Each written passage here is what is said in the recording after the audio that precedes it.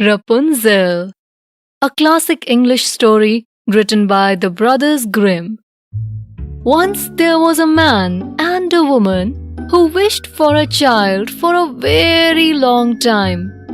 The place where they lived had a small window at the back of their house from which they could see a beautiful garden which was full of beautiful flowers and herbs. It was, however, surrounded by a high wall, and no one dared to enter into the garden because the house and the garden belonged to a witch. Finally, the good luck shone upon them and they were expecting their first baby. During pregnancy, one fine day, the woman was continuously looking down into the garden where she saw rampion salad leaves. They looked fresh and green, so she wanted to eat them. When the man saw his wife gazing out from the window, he asked, "What are you looking at?" She replied, "I really want to eat those rampion salad leaves which are in the garden behind, and if I don't get some of those, I will surely die." The man loved her more than anything in this world, so he decided to risk his life to get some rampion leaves for her. At midnight, he went to the witch's garden and plucked some rampion leaves and came back to his place. His wife prepared a great salad with it and ate it all greedily. But eating it made her want more of the same salad, and she pleaded her husband to bring her some more rampions. So the next day in the evening, husband went to the garden again to pluck more rampions. But as he was climbing the wall to come back, he heard the witch's voice behind him. "How dare you steal my rampions?" She was quite angry and said, "You will now have to pay for your sins." Man cried, "Please, please forgive me. I have done all this under pressure of my wife, who is expecting our first child. If she had not got some rampions to eat, she would have died." The witch was clever. She said, "You have only one option. I will let you go if you give me your child which your wife will bring into the world, and I will take care of her as a mother." The man agreed and went back to his wife and narrated the whole story.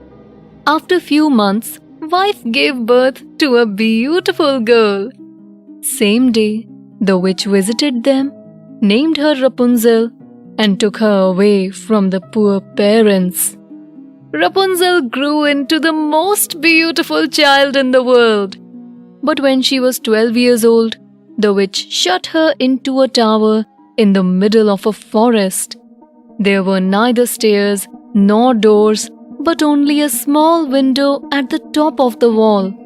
Whenever she wanted to come in, she used to call her like, "Rapunzel, Rapunzel, let down your hair for me."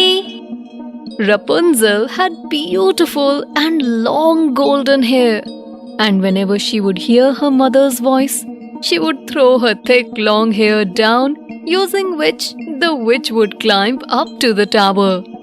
And if ever Rapunzel expressed desire to see the outside world, the witch would shoot down her request, suggesting that the world is a very bad place and she's keeping her safe inside the tower.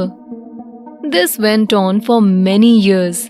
Then one day, a prince lost his way in the forest. He heard the sweet voice of Rapunzel singing some songs and followed it to reach the tower. He wanted to go inside, but there was no way to get in. That day, he decided to go back, but he started coming to the tower every day to hear Rapunzel sing. One day, while hiding behind a tree and listening to Rapunzel sing, he saw the witch coming there and heard her say, "Rapunzel, Rapunzel, let down your hair for me." Then Rapunzel let down the braids of her hair and the witch climbed up into the tower. Seeing this, the prince thought, if this is the way, I should also try my luck. Next day in evening, when it has gotten dark, he went and called out to her, Rapunzel, Rapunzel, let down your hair for me. Immediately the hair fell down and the prince climbed up. Seeing the prince, Rapunzel got very scared as she had never seen a man in her life. But the prince said, I have not heard as beautiful voice as yours. Will you come out with me to see the world outside? Without hesitating, she said, Oh yes, but I don't know how to get down. Next time whenever you come, bring me some silk. I will weave a ladder with it, and when it is ready, I will come down so that I can ride on your horse with you. So the prince started coming to meet Rapunzel every evening, as the witch only used to come in the daytime. Prince always brought some silk along with other gifts for her. Rapunzel started to realize that the world is not as bad a place as the witch had painted it for her. The witch did not know what was happening under her nose. One day while Rapunzel was spending time with the witch, she asked her, Oh mother, tell me, how is it possible that you are so much heavier for me to draw up than the young prince? The witch was shocked to hear this. She said, Oh, you wicked child, you have deceived me. I wanted to protect you from the world. She grabbed a pair of scissors in anger and chopped off her beautiful long hair.